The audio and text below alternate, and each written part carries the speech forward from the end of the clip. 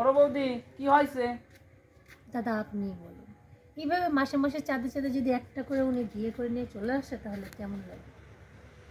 তো কি ভাগে, এখন কি ভাগে যুগে দিবেন নাকি? হ্যাঁ, নতুন বউ তো কথা কয় না না? জিজ্ঞেস করেন, বলবিনি, সমস্যা কি? ও বৌদি, হ্যাঁ দাদা বলে। তো কোনে বাড়ি আপনার? ওই যে আপনার দাদা তো বললো, এত শুনতে পাননি? তো বৌদি,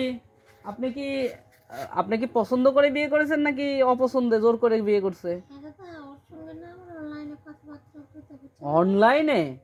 ও বাবা, আপনি জানতেন ওর আবার দুইটা বউ আছে?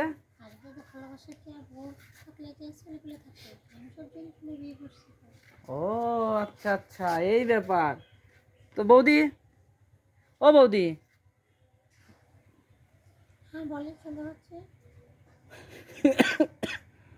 তো দাদা দাদা দাদা কিভাবে পটাইলেন আপনি?